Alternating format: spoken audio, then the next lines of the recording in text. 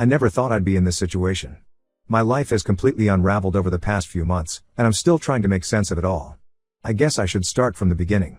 I'm Miles, 28M, and until recently, I was engaged to Dakota, 27F. We met during our senior year of college at a mutual friend's party. I remember being struck by her infectious laugh and the way her eyes lit up when she talked about her passion for environmental science. We hit it off immediately, bonding over our shared love of hiking and our dreams of traveling the world. After graduation, we both landed jobs in the same city. Dakota started working for an environmental nonprofit, while I began my career in software development. We moved in together after a year of dating, and everything seemed perfect. We complemented each other well, her spontaneity balanced out my more planned approach to life. We'd spend weekends exploring new hiking trails or trying out eclectic restaurants in the city. Our families got along great too. My parents adored Dakota, always commenting on how she brought out the best in me. Her parents welcomed me with open arms, and I became close with her younger brother, often joining him for basketball games. After 4 years together, I decided to propose. I planned an elaborate hiking trip to the spot where we had our first kiss. I hid the ring in my backpack and got down on one knee at sunset, overlooking the valley. Dakota cried tears of joy and said yes without hesitation. We were on cloud 9, excitedly planning our future together. We set the wedding date for the following summer and dove into planning. Dakota was thrilled, poring over bridal magazines and creating Pinterest boards. I was happy to let her take the lead, content to see her so excited about our big day. Everything seemed perfect until about 3 months ago. Dakota started acting different. At first, I chalked it up to stress from wedding planning. She became moody and distant, constantly glued to her phone. When I'd ask if everything was okay, she'd snap at me or brush off my concerns. I tried to be understanding, thinking maybe she was just overwhelmed with work and wedding stuff. I started planning little surprises to cheer her up, bringing home her favorite takeout or suggesting we take a day off for a hike like we used to. But nothing seemed to help. Then she started going out more without me, claiming girls' nights or work events. I didn't think much of it at first, we'd always maintained our own social lives. But the frequency increased, and she'd come home late smelling of alcohol. One night, she didn't come home at all. She texted saying she was crashing at a friend's place after having too much to drink. I offered to pick her up, but she insisted she was fine. Something about the whole situation felt off, but I tried to push my doubts aside. A week later, I came home early from work, hoping to surprise Dakota with dinner. Instead, I was the one who got a surprise. I walked into our bedroom to find Dakota in bed with another man. My world shattered in that moment. The guy scrambled to get dressed while Dakota burst into tears, begging me to let her explain. As if there was any explanation that could make this okay. I was in such shock that I could barely speak. I just turned around and walked out, ignoring Dakota's pleas for me to come back. I drove around aimlessly for hours, trying to process what I'd just seen. How could Dakota do this to me? To us?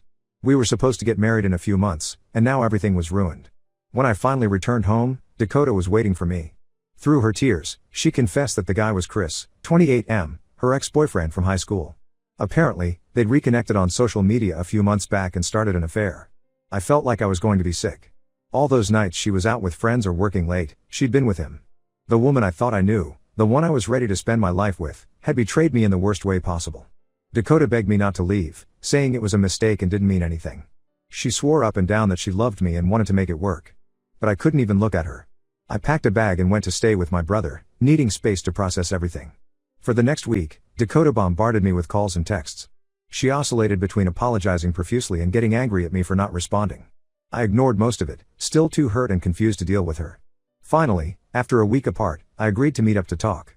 I thought I was ready to hear her out, maybe even consider working things out. But then she dropped another bombshell. She was pregnant. And she wasn't sure if the baby was mine or Chris's. I felt like I'd been punched in the gut all over again. Not only had Dakota cheated, but now there was a child involved that might not even be mine. She swore up and down that she wanted to make things work with me, that Chris meant nothing to her. She even suggested we raise the baby together regardless of paternity. I was furious. How could she expect me to just forgive her betrayal and raise another man's child? I told her there was no way I could stay with her after what she'd done. I needed a paternity test as soon as possible. Dakota didn't take my reaction well. She accused me of abandoning her when she needed me most. She said if I really loved her, I'd stand by her no matter what. But I couldn't get past the lying and cheating. I told her we were done for good. The next few weeks were hell. Dakota refused to leave me alone, constantly calling, texting, and showing up at my work and apartment. She told all our friends and family that I'd left her while she was pregnant. She conveniently left out the part about cheating with her ex. I tried to keep my distance and focus on healing, but Dakota made it impossible. She'd alternate between crying and begging me to take her back, and angrily accusing me of ruining her life. It was emotional blackmail and I was at my wit's end. Our friends were split. Some understood my position and supported me, while others thought I was being cruel for abandoning Dakota during her pregnancy. It was exhausting trying to defend myself and explain the situation over and over. Work became a struggle too. I couldn't focus, my performance was slipping, and my boss was starting to notice. I was barely sleeping, constantly stressed about when Dakota would pop up next or what new rumor she'd spread about me. Finally, after what felt like an eternity, the results of the paternity test came back. I wasn't the father, Chris was. I felt a mix of relief and sadness.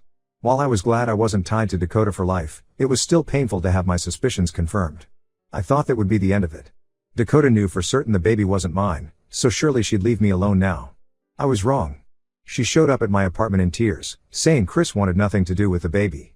She begged me to reconsider and help her raise the child, insisting I'd be a better father than Chris. I was stunned by her audacity. After everything she'd put me through, she still expected me to clean up her mess. I refused and told her to leave me alone for good. Dakota didn't take it well. She screamed at me, calling me selfish and saying I'd regret abandoning her and the baby. That was the last straw. I knew I needed to take legal action to protect myself. I contacted a lawyer and filed for a restraining order against Dakota. The judge granted it given her pattern of harassment. It's been a month since then and things have finally calmed down. Dakota can no longer contact me or come near my home and work. I've blocked her on everything and asked friends and family not to pass along any messages from her. I'm still reeling from everything that's happened. The future I thought I had with Dakota is gone. I'm trying to focus on healing and moving forward, but some days are harder than others. I know I made the right choice in leaving, but part of me still hurts over the betrayal and loss. I guess I'm looking for advice on how to fully move on from this mess. How do I trust again after being so blindsided? And how do I deal with the guilt Dakota tried to put on me about the baby? Any words of wisdom would be appreciated. Update 1. It's been about 2 months since my last post, and unfortunately, things have only gotten more complicated. I really thought getting the restraining order would be the end of it, but Dakota has found new ways to try and manipulate me. A few weeks ago, I started getting calls from mutual friends saying Dakota had been telling everyone that I was the one who cheated on her. She was spinning this whole story about how I'd had a long-term affair and left her when she got pregnant. It was infuriating to hear how she was twisting the truth. I spent days doing damage control, explaining the real situation to anyone who would listen. Most people believed me, especially once I mentioned the paternity test and restraining order. But there were still some who bought into Dakota's lies. I lost a few friendships over it, which stung even though I knew I hadn't done anything wrong. One of the hardest losses was my friend Tom, 29M. We'd been close since college, and he was supposed to be one of my groomsmen. But he'd always had a bit of a crush on Dakota, and he chose to believe her version of events. He accused me of abandoning Dakota in her time of need and said he couldn't be friends with someone who would do that. Losing Tom's friendship was like a punch to the gut. Then there was the issue with our shared friend group. Dakota and I had been part of a tight-knit circle of friends since college. Now, every get-together was awkward. People felt like they had to choose sides. Some friends tried to stay neutral, but that often meant excluding both Dakota and me from events to avoid drama. I found myself feeling increasingly isolated. Work wasn't any easier. Despite the restraining order, Dakota found ways to interfere. She started calling my office, pretending to be a client. My boss was understanding at first, but as it continued, I could tell he was getting frustrated. I was constantly on edge, worried that Dakota would show up or cause a scene that could jeopardize my job. Just when I thought things couldn't get any worse, I got served with papers.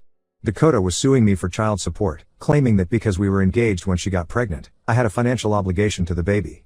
I was floored. How could she possibly think this would work? I immediately called my lawyer, who assured me the case had no merit. We have DNA proof that I'm not the father, and Dakota and I were never married. But still, the stress of potentially going to court was overwhelming. The weeks leading up to the hearing were a nightmare. I could barely sleep or eat. I kept imagining worst-case scenarios where somehow, despite all logic, the judge would side with Dakota. My parents tried to be supportive, but I could tell they were worried too. They'd always loved Dakota and were struggling to understand how things had gone so wrong. The day of the hearing arrived and I was a nervous wreck. Dakota showed up looking smug, like she thought she had this in the bag. Her lawyer tried arguing that I had acted as a father figure during the pregnancy and therefore had a responsibility to the child. They even brought up old social media posts where I had expressed excitement about becoming a dad. It felt like they were twisting every happy moment we'd shared into something to use against me. I felt sick listening to them paint me as some heartless monster who had abandoned his family. Thankfully, the judge saw right through it. He dismissed the case immediately, telling Dakota there was no legal basis for her claims. I felt such relief walking out of that courtroom. For the first time in months, I felt like I could breathe again. But my relief was short-lived. That night, Dakota started bombarding me with messages from fake numbers. She went on and on about how I'd ruined her life, how she was struggling to make ends meet, how the baby would grow up fatherless because of me. I didn't respond, but it was hard not to let her words get to me. One message, in particular, stuck with me. Dakota wrote about how she'd had to move back in with her parents because she couldn't afford rent on her own. She described feeling ashamed and scared about raising a baby alone. For a moment, I felt a pang of guilt. But then I reminded myself that this was all a result of her choices, not mine. I'm trying to stay strong and remember that none of this is my fault. Dakota made her choices and now she has to live with the consequences. But there's still a small part of me that feels guilty, even though I know I shouldn't. I'm focusing on myself as much as I can, throwing myself into work, reconnecting with supportive friends, making plans for the future. I've started seeing a therapist to help process everything that's happened. It's been helpful to have someone objective to talk to. But Dakota's shadow still looms over everything. I just want to be free of this mess for good. I'm considering looking for jobs in other cities, thinking a fresh start might be what I need. But part of me worries that running away won't solve anything. I guess I'm just looking for reassurance that I'm doing the right thing by standing my ground. Am I being too harsh? Should I have tried harder to work things out with Dakota? I know logically that I'm not responsible for her or the baby, but emotionally, it's still a struggle sometimes. Any advice on how to move forward would be appreciated. How do I rebuild my life and relationships after all this drama? And how do I protect myself if Dakota tries anything else in the future? Update 2. Another month has passed and things have taken yet another crazy turn. Just when I thought the situation couldn't get any more complicated, Dakota has managed to drag even more people into her web of lies. About 2 weeks ago, I got a call from my cousin Mark, 30M. He sounded hesitant, which was weird because we've always been close. Growing up, Mark was like the older brother I never had. We spent summers together at our grandparents' lake house, and he was always there for me during tough times. So hearing him sound so unsure immediately put me on edge. Mark said, "Miles, I don't know how to tell you this, but Dakota's been talking to people in our extended family." My heart sank. I asked him what she'd been saying, though I had a pretty good idea. Mark explained that Dakota had been reaching out to various family members, telling them how I'd abandoned her and the baby, how she was struggling to make ends meet, and how cruel I was being. She'd even contacted my grandmother, who's been in poor health lately. The thought of her upsetting my grandma made my blood boil. I was furious. It wasn't enough for her to try and turn our mutual friends against me, now she was going after my family too. Mark said most people were skeptical of her story, especially since they knew about the cheating and the paternity test. But a few of my more distant relatives were buying into it. I spent the next few days calling family members, trying to set the record straight. Most were understanding, but I could tell some of them still had doubts. It was exhausting having to relive the whole ordeal over and over again. My Aunt Susan was particularly difficult to convince. She's always been a bit of a busybody, and she seemed almost excited by the drama. She kept pressing for details, asking if I was absolutely sure the baby wasn't mine. It took everything in me not to lose my temper with her. Then, to make matters worse, I found out Dakota had started a GoFundMe page. She was using my name and telling this sob story about being a single mom abandoned by her fiancé. She even posted an old picture of us together, making it look like we were still a happy couple. The description on the page was heart-wrenching. Dakota wrote about how she was struggling to afford prenatal care, how she might lose her apartment, how she was scared for her baby's future. She painted herself as this helpless victim, and me as the heartless villain who had left her high and dry. I was beyond angry. This wasn't just annoying anymore, it was full-on defamation. I contacted GoFundMe and managed to get the page taken down, but not before she'd raised a few $100s from sympathetic strangers. The whole situation was starting to affect my daily life. I was constantly on edge, worried about what Dakota might do next. I found myself avoiding social situations, tired of having to explain or defend myself. Even going to the grocery store became stressful. I was always worried I'd run into someone who believed Dakota's lies. I thought about taking legal action for defamation, but my lawyer advised against it. He said it would just drag out the drama and give Dakota more opportunities to spread her lies. As frustrating as it was, the best thing to do was ignore her and focus on moving forward with my life. It's been hard, but I'm trying to stay positive. I've started making plans to move to a new city for a job opportunity. The idea of a fresh start, away from all this drama, is really appealing right now. The job opportunity came up unexpectedly. A college friend who works for a tech startup in Seattle reached out to me about an opening in their development team. At first, I was hesitant. Moving across the country seemed like a drastic step. But the more I thought about it, the more appealing it became. I went for an interview last week, and it went really well. The company culture seems great, and the work would be challenging in a good way. Plus, Seattle is beautiful, all that nature right at my doorstep would be amazing for hiking. I haven't made a final decision yet, but I'm strongly considering it. Part of me feels like I'm running away from my problems, but another part thinks this could be exactly what I need to move on with my life. I just hope that once I'm gone, Dakota will finally give up and leave me alone for good. I'm ready to put this whole nightmare behind me and start the next chapter of my life. Update 3. It's been about 6 months since my last update, and I'm happy to say that things have finally started to settle down. I ended up taking that job in Seattle, and the move has been exactly what I needed. Being away from all the drama and having a fresh start has done wonders for my mental health. The first few weeks after the move were tough. I was in a new city where I didn't know anyone, starting a new job, and still processing everything that had happened with Dakota. There were moments when I questioned if I'd made the right choice. But gradually, things started to improve. My new job is challenging but rewarding. I'm working on exciting projects and learning a lot. My coworkers have been welcoming, and I've even made a few friends outside of work. I've joined a hiking group and have been exploring the beautiful trails around Seattle almost every weekend. Shortly after I moved, I got an unexpected call from Chris, 28M, Dakota's ex and the actual father of her baby. We hadn't spoken since everything went down, so I was surprised to hear from him. He called to apologize, which caught me off guard. Chris explained that Dakota had been doing the same thing to him, spreading lies, trying to manipulate him, and making his life difficult. He said he was trying to step up as a father, but Dakota was making it nearly impossible. She was using the baby as a bargaining chip, refusing to let him see the child unless he got back together with her. Hearing this, I felt a mix of emotions. On one hand, I was angry all over again at how Dakota was behaving. But on the other hand, I felt a weird sense of validation. It wasn't just me, Dakota really was out of control. Chris and I ended up talking for a while, comparing notes on our experiences with Dakota. It was oddly cathartic to connect with someone else who understood exactly what I'd been through. We weren't exactly friends, but there was a mutual respect and understanding between us. As for Dakota, I've heard through the grapevine that she's still trying to stir up drama back home. But being in a new city, surrounded by new people who don't know anything about my past, has given me the space I needed to heal and move on. I've started dating again, cautiously. It's been hard to trust after everything that happened with Dakota, but I'm working on it. I met a girl named Rachel, 26F, at a coffee shop a few weeks ago, and we've been on a couple of dates. It's nothing serious yet, but it's nice to feel that spark of connection again.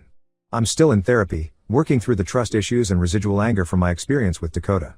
It's a process, but I can feel myself making progress. I'm learning to open up again, to not let one bad experience color my view of all relationships. Looking back on everything that's happened, I can see now how close I came to getting trapped in a toxic situation. If I hadn't trusted my gut when things felt off with Dakota, if I hadn't stood my ground when she tried to manipulate me into raising a child that wasn't mine, my life could be very different right now. I'm proud of myself for having the strength to walk away, even when it was incredibly difficult. And I'm grateful for the friends and family who stood by me through it all. To anyone else going through something similar, my advice would be this: trust your instincts, don't let anyone manipulate you into accepting unacceptable behavior, and don't be afraid to cut toxic people out of your life, even if they're someone you once loved. It hasn't been an easy journey, but I'm in a much better place now. I'm looking forward to the future and excited to see what this new chapter of my life will bring. For the first time in a long time, I feel hopeful about what's to come.